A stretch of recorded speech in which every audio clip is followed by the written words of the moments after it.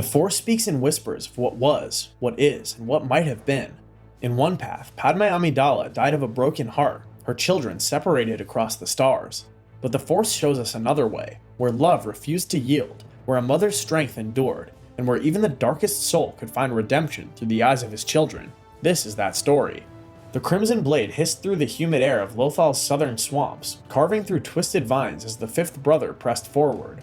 Behind him, 3 probe droids hummed like mechanical wasps, their sensors sweeping for any trace of Force sensitivity. The Inquisitor's scarred face twisted in a predatory grin. The signal was strong here. Very strong. His boots squelched through the muddy terrain, each step bringing him closer to his prey. 8 years he'd been hunting Force-sensitive children across the galaxy, and he'd developed a taste for it. The fear in their eyes, the desperate attempts their parents made to shield them, it all fed the darkness within him. 2 signatures, young, untrained, preparing for extraction. The response crackled back immediately, the Grand Inquisitor's voice cold and precise. Secure them alive. Lord Vader has taken a personal interest in all Force-sensitive children on Outer Rim worlds. Do not disappoint him. When have I ever disappointed? These whelps will kneel before the Empire within the hour. In a modest dwelling half a kilometer away, Padme Amidala, though she hadn't used that name in 8 years, felt the disturbance ripple through the Force like ice water in her veins. She'd always been sensitive to danger, a gift that had served her well as queen and senator. Now, as a mother in hiding, that instinct screamed louder than ever. The house itself was unremarkable, a simple structure of local wood and stone, deliberately humble to avoid attention. But beneath its modest exterior lay years of careful preparation. Hidden compartments, escape routes, and communication equipment that could reach across the stars to the few allies who knew the truth. Luke! Leia! Emergency protocol! Now! 2 8-year-old children appeared in the doorway. Luke with sandy hair and his father's eyes, Leia with their mother's dark curls and fierce determination. They'd practiced this drill countless times, but never with such urgency coding their mother's words. Luke clutched a half-assembled droid motivator in his hands, oil still staining his fingers from tinkering. Leia held a datapad where she'd been studying. Even in exile, Padme insisted on their education. Is this the bad people, Mother? The ones you told us might come? Don't ask questions, just move. Remember what Mom taught us. Both of you, listen. Get your emergency packs. We have perhaps 10 minutes. The children moved with practiced efficiency, but Padme could see the fear beneath their brave facades. 8 years she'd protected them. 8 years of looking over her shoulder, of starting at every unexpected sound. And now, despite all her precautions, they'd been found. She'd known this day would come. The twins' Force abilities were growing stronger each month, harder to hide, like trying to conceal twin suns behind a threadbare curtain. Her fingers flew across the hidden communications panel, a piece of technology that had cost Bail Organa a small fortune to procure and hide. The encryption was military grade, designed to piggyback on Imperial frequencies without detection. The message was simple, but would change everything. They found us, initiating Tatooine Protocol. Before we move on, I'd like to ask you a small favor. If you're enjoying this content so far, please take a second to like this video and subscribe to the channel. Over 98% of you watch these videos without subscribing. Imagine what we could accomplish if everyone subscribed. We thank you all for your continued support. Miles away, in a cave that served as his meditation chamber, Obi-Wan Kenobi's eyes snapped open. The former Jedi Master had aged considerably in these 8 years of exile, his hair more silver than auburn now, lines etched deep around his eyes from the binary suns of Tatooine, but the warrior's instincts remained sharp as ever. The cave was sparse, a sleeping mat, a few personal effects, and hidden in a compartment that only he knew about, his lightsaber. He hadn't ignited it in 3 years, but he kept it maintained, cleaned, ready, just in case. Oh, Padme, I warned you this day would come. The Force cannot be hidden forever. He rose swiftly, muscles protesting the sudden movement. Age and exile had taken their toll, but beneath the weathered exterior, the general who had led armies still existed. His hands moved to the communication array, sending coded messages to the few remaining allies in their network. But there was no time for extensive coordination. If the Inquisitors had found them, then he would not be far behind. The very thought of Anakin, no, Vader, discovering the truth sent a chill through Obi-Wan's bones. The lie that had preserved the galaxy's fragile balance for 8 years was about to shatter like glass against stone. Back at the dwelling, R2-D2 whistled urgently as his sensors detected multiple life forms approaching. The little astromech had been Padme's most faithful companion, keeping her secrets, maintaining their security systems, and watching over the children with electronic devotion. Beside him, C-3PO, his golden plating dulled by years of hiding and lack of proper maintenance, fretted with increasing agitation. Oh my, Mistress Padme. R2 says there are at least 12 hostiles converging on our position. The odds of successful escape are approximately 3,722. Not now, 3PO. Get to the ship, prepare for immediate departure. But mistress, I haven't finished calculating. Oh, very well. Come along, R2. Though I don't see how we're expected to outrun Imperial forces in that rust bucket you insist on maintaining. The protocol droid's memory of the Republic's fall had been wiped, as promised to Bail Organa, but he'd served Padme faithfully these 8 years, never questioning why they lived in hiding or why she sometimes looked at him with such sadness when she spoke of his mysterious past. Padme checked the charge on the sporting blaster she'd kept hidden for this exact moment. It was an elegant weapon from Naboo, disguised as an antique but fully functional. It wouldn't stop a trained Force user, but it might buy them seconds, and seconds were all she needed. She paused at a hidden panel, pressing her hand against it. The compartment opened to reveal 3 lightsabers, Anakin's, which Obi-Wan had secretly given her, and 2 smaller training lightsabers she'd constructed for the day when the twins would need to learn. That day, it seemed, had come sooner than expected. Not yet. They're not ready. I won't let them become weapons. She closed the panel, leaving the sabers hidden. Her children would learn the Force, yes, but not in fear, not in desperation, not like their father had. The door exploded inward with the casual violence of someone who'd done this 100 times before. The 5th brother strode through the wreckage, his double-blade spinning lightsaber casting deadly red shadows across the humble room. But what he saw made him pause. A woman standing protectively before her 2 children, her chin raised in defiance. There was something familiar about that stance, that regal bearing, the way she held herself as if she was still addressing the Senate from its grand podium. Impossible. No, it can't be. His yellow eyes widened as recognition dawned. This wasn't just any refugee hiding Force-sensitive children. The face before him had adorned countless Republic broadcasts, had been mourned across the galaxy as a symbol of democracy's death. Grand Inquisitor, you need to see this. The woman, I think it's Senator Amidala. The Senator Amidala. A pause, then the Grand Inquisitor's voice, sharp with disbelief. That's impossible. Padme Amidala died 8 years ago. Lord Vader himself, I know what the records say, but I'm looking at her. And the children, Grand Inquisitor, the boy looks like he has the eyes. I don't know who you think I am, but you're frightening my children. Leave this place. You have no authority here. The 5th brother laughed, a sound like grinding gears. He took a step closer, his lightsaber humming with menace. Authority? Oh, my dear former senator. The Empire's authority extends to every corner of the galaxy. Children with Force sensitivity belong to the Empire, and you are supposed to be dead. Lord Vader will be most interested in this development. At the mention of that name, something shifted in Padme's expression. A flash of pain, of loss, of desperate hope that had sustained her through 8 years of exile. The 5th brother saw it and smiled wider, showing teeth filed to points, a modification some Inquisitors adopted to intimidate their prey. Oh yes, he'll want to see you personally. The great Lord Vader, Emperor's Fist, Scourge of the Jedi. I wonder what he'll do when he learns his beloved wife has been alive all along, when he discovers the children he's been hunting across the stars are his own. Mom? Who's Lord Vader? Why does he know you? He's lying, Luke. It's a trick. Right, Mother? But before Padme could answer, before she could shatter her children's innocence with the terrible truth, R2-D2 rolled forward with a determination that belied his small frame. The astromech had been waiting for his moment, protocols engaged, ready to protect the family he'd served for so long. The little droid's interface arm sparked to life, jamming into the dwelling's power grid with practiced precision. Every light in the structure exploded simultaneously, circuits overloading in a cascade of sparks and smoke. Emergency batteries kicked in a heartbeat later, bathing everything in hellish red light. R2, that was highly inadvisable. You've overloaded the entire... Oh my. In the chaos that followed, 3PO's panicked cries, the 5th brother's cursing, the hum of spinning lightsaber blades carving through smoke and debris, Padme grabbed her children and ran. Through the back exit Bail Organa had insisted on installing, into the maze of route systems and hidden paths they'd mapped over years of careful preparation. The swamp seemed to come alive around them, creatures disturbed by their passage crying out in alarm. Luke stumbled over a root, and Padme caught him with one arm while pushing Leia forward with the other. Behind them, the sound of pursuit grew closer, stormtroopers crashing through the underbrush with typical Imperial subtlety. Keep running. No matter what happens, you keep running. The ship is just ahead. You're going to fight them, aren't you? You're going to try to buy us time. Padme's silence was answer enough. She'd always known this day might come, had made her peace with it. But she'd hoped for more time, hoped her children could grow stronger before facing the truth of their heritage. Then we fight together. Family stays together. You taught us that. Oh, my brave boy, sometimes the bravest thing is to run, to live to fight another day. Before she could say more, the night sky above them lit up with the roar of twin ion engines. Not the standard TIE fighter she'd expected, but something far worse. A Lambda-class shuttle, its wings folding upward as it descended like a bird of prey. The ramp lowered before it even touched ground, and from its depths emerged a figure that haunted the galaxy's nightmares. Darth Vader stepped onto Lothal's soil, each footfall deliberate, mechanical breathing filling the air like a death knell. The very atmosphere seemed to change with his presence, the air growing colder, the sounds of night creatures falling silent as if nature itself recoiled from this violation of life.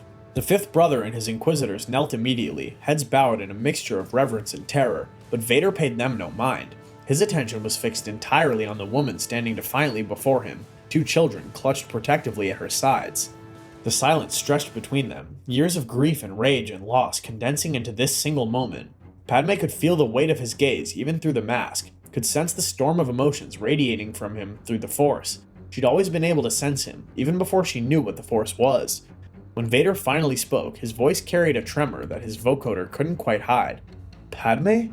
One word, just her name, but in it was everything. The boy from Tatooine who'd loved her, the Jedi who'd married her in secret, the monster who'd force-choked her on Mustafar, all of it compressed into two syllables that seemed to shake the very ground beneath their feet. Padme stepped forward, pushing the children behind her. When she spoke, her voice carried the same strength that once addressed the entire Galactic Senate, that had stood before the Trade Federation and refused to yield. Hello, Annie. The Inquisitors gasped. No one addressed Lord Vader with such familiarity and lived. The fifth brother actually scrambled backward, as if expecting immediate disintegration, but Vader remained frozen, a statue of black armor and impossible grief. You're dead. The Emperor told me. I felt you die. I killed you. The Emperor lied, just as he lied about everything else, about the Jedi, about the war, about what you would become. Silence! The word exploded from Vader with enough force to crack the ground beneath her feet. Trees splintered, the shuttle's hull groaned under the pressure, and both Luke and Leia cried out as if they felt the dark side's fury wash over them like a tidal wave. But Padme stood firm, weathering the storm as she'd weathered everything else, with grace and steel and endless love. I will not be silent, not anymore. For 8 years I've hidden, protected our children, waited for the moment when I could reach you again, when I could tell you the truth. The Emperor clouded your mind, Anakin, blocked our connection, made you believe the lie so completely that you couldn't feel me through the Force. Our children? The words seemed to break something in him. His helmeted gaze turned to the twins, these small, frightened, defiant beings who carried his blood, his legacy, his hope for the future he'd destroyed.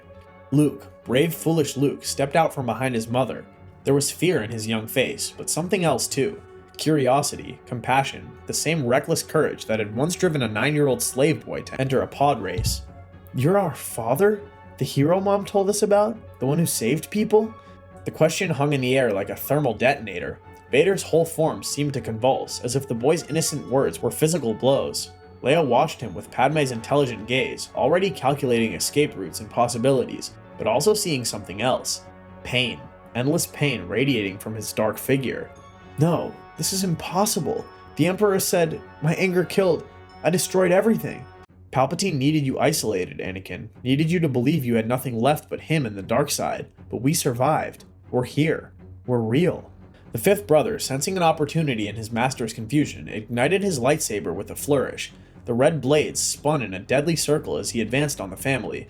My lord, they're clearly using some Jedi trick. Allow me to end this deception and... He never finished the sentence. Vader's blades swept through the air faster than thought, and the fifth brother's head rolled away into the swamp. His body collapsed, lightsaber deactivating as it fell from lifeless fingers. The other Inquisitors scrambled backward in terror, suddenly understanding that they stood at the epicenter of something far beyond their comprehension. Leave us, all of you, now! They fled like frightened animals, stumbling over each other in their haste to escape. Stormtroopers abandoned their positions, pilots fired up their engines, and within moments the Skywalker family stood alone in the swamp, broken, separated by years and choices, but still impossibly connected.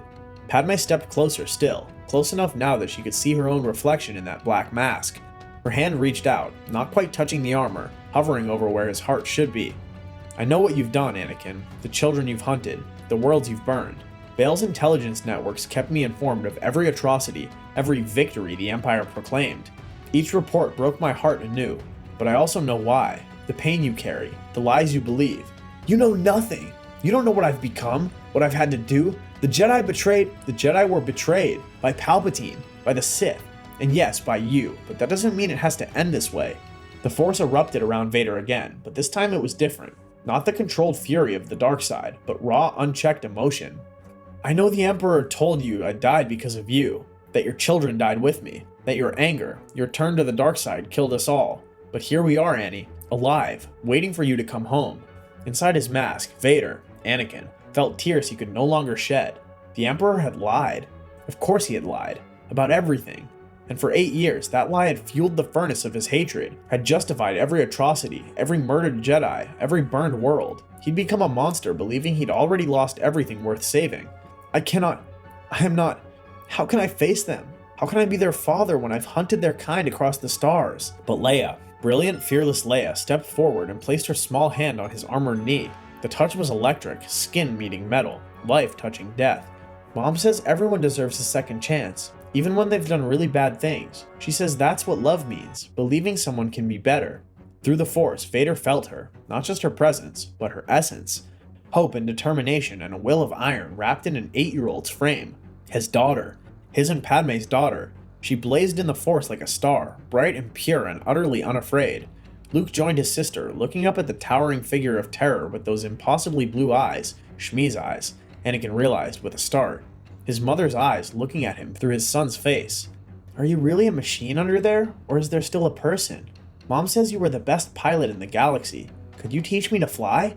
Such simple questions, such impossible questions. They looked at him not with fear or hatred, but with the open curiosity of children who'd been raised on stories of their father's heroism. I'm more machine than man now. Your mother deserves better. You deserve better. You deserve a father who hasn't. We deserve our father, whatever form he takes, whatever he's done. That's what family means. The communicator on Vader's belt crackled to life. Imperial frequencies, demands for updates, for confirmation of the target's termination. He could hear the Grand Inquisitor's nervous voice, the chatter of pilots, the cold efficiency of the machine he'd served for 8 years, the galaxy calling him back to his chains. Behind that, he knew, was the Emperor, waiting, watching, always manipulating, always controlling, the puppet master who'd orchestrated every tragedy, every loss, every moment of agony that had driven Anakin Skywalker into the darkness. In that moment, Darth Vader made a choice. The communicator crumbled in his mechanical grip, circuits sparking and dying. Then, with movements that seemed to take a lifetime, he reached up and pressed the release on his helmet.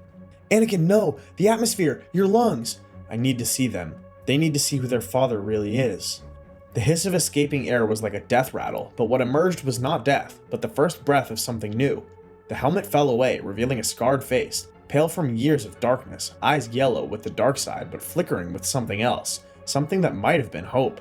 Anakin Skywalker looked at his family and spoke with his own voice for the first time in 8 years. It was rough, damaged by years of recycled air and mechanical breathing, but it was his. Each breath came labored, painful, but Lothal's humid air was breathable enough. He would endure it. He had to. We need to run. The Emperor will send everything. He'll burn this entire sector to stop us. I know a place. Bale's been preparing it for years. A world the Empire's forgotten, where the Force runs strong. Dad, you're coming with us? The word dad nearly broke him. Anakin fell to his knees, finally letting himself feel the weight of what he'd done, what he'd lost, and what he'd miraculously found again. His children, these brave, impossible children, didn't flinch away. Instead, they moved closer, small arms wrapping around his armored form. Yes, I'm coming with you, if you'll have me. Family stays together, no matter what. As they ran through the swamps of Lothal, a family reunited against all odds, the Force itself seemed to sing. Behind them, alarms began to wail as the Empire realized Lord Vader had gone rogue. Star Destroyers would already be jumping to hyperspace, legions mobilizing, the full might of the Imperial war machine turning to hunt down the galaxy's most wanted traitor. But Padme had learned much in 8 years of hiding. On the way to the ship, she'd grabbed the hidden lightsabers, all 3 of them. The ship waiting for them wasn't the obvious choice, not the elegant Naboo craft one might expect, but a battered Corellian freighter, heavily modified and bearing false transponder codes. Hidden in its hull were military-grade jammers that would buy them precious minutes against Imperial sensors. R2 was already interfacing with its systems, his circuits having recovered from the power surge with typical astromech resilience, while C-3PO fretted about probability. Oh my, the Imperial fleet will be upon us in moments. The odds of successfully escaping are... Get us airborne, R2. 3PO, calculate jump coordinates. Multiple jumps, randomized patterns. His hands found the controls with instinctive ease, and for a moment, Padme saw the young man she'd fallen in love with. Brilliant, confident, alive with purpose. The ship lifted off just as the first TIE fighters appeared on the horizon, their sensors scrambled by Padme's carefully prepared countermeasures. The coordinates are in the Navi computer. Ahsoka's waiting for us. Ahsoka? She's alive? She never gave up on you, Anakin. None of us did. The ship burst through Lothal's atmosphere as laser fire erupted around them. Luke and Leia watched wide-eyed from the cockpit as their father, flew like he was born to, threading between Imperial fire with impossible grace. This wasn't Darth Vader piloting, this was Anakin Skywalker, the hero with no fear, returned from the dead. Behind them, the Empire's forces multiplied. Star Destroyers dropped from hyperspace, fighter squadrons scrambling, interdiction fields activating. But they were always a second too slow, a degree off target. The Force was with the Skywalker family now, and it sang of freedom. As the stars elongated into lines and the ship jumped into hyperspace, Anakin allowed himself one last look at his family. Padme, beautiful and strong as ever, the children she'd protected through everything. Luke and Leia, the future he'd nearly destroyed, now his to protect and nurture. The path ahead would be difficult. The Empire would hunt them across the galaxy. The Emperor's rage would be terrible to behold, and inside himself, Anakin would have to face the darkness he'd embraced, the acts he'd committed, the man he'd chosen to become. But for now, in this moment, as hyperspace wrapped around them like a cocoon, the Skywalker family was together, and in that unity, the galaxy's new hope was born. High above Lothal, aboard the Executor, Emperor Palpatine received the news of his apprentice's betrayal. His yellow eyes burned with fury, but beneath it, something else. Calculation. He had foreseen many futures, but not this one. Not Padme Amidala alive, not the Skywalker twins trained in secret, not his carefully crafted weapon turned against him. Lord Vader is dead. A pretender wears his armor, corrupted by Jedi lies. Find them. Destroy them. All of them. But even as he gave the order, Palpatine knew the game had changed. The Chosen One had returned to the light, and with him came a power the Sith had not faced in 1,000 years. The power of love triumphant over fear, of family restored from ashes, of hope reborn in the darkest night. The war for the galaxy's soul had begun anew, and this time, the Skywalkers would face it together. In a hidden enclave on a world known only to the Rebellion's most trusted, Ahsoka Tano felt the shift in the Force like dawn breaking after endless night. Her old master had returned. Not as she'd dreamed. There would be no easy forgiveness, no simple redemption, but he lived, and where there was life, there was hope. She activated her communicators, sending encrypted messages across the galaxy, to Bail Organa on Alderaan, to Mon Mothma in her hidden base, to the scattered Jedi survivors who'd waited in shadow for this day. Welcome back, Sky Guy. Now the real work begins. Years would pass. The twins would grow under their parents' guidance, learning not just the ways of the Force, but the harder lessons of choice and consequence, of justice and mercy. Luke would inherit his father's mechanical genius and pilot skills, but tempered by his mother's compassion. Leia would become a leader and diplomat like Padme, but with Anakin's fierce determination to protect those she loved.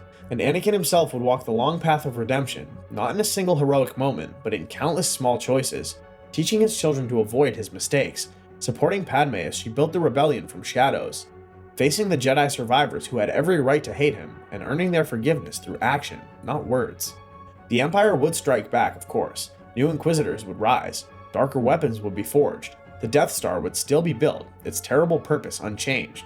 But now the galaxy had something it had lacked, a family strong enough to stand against the darkness, united by bonds the Sith could never understand.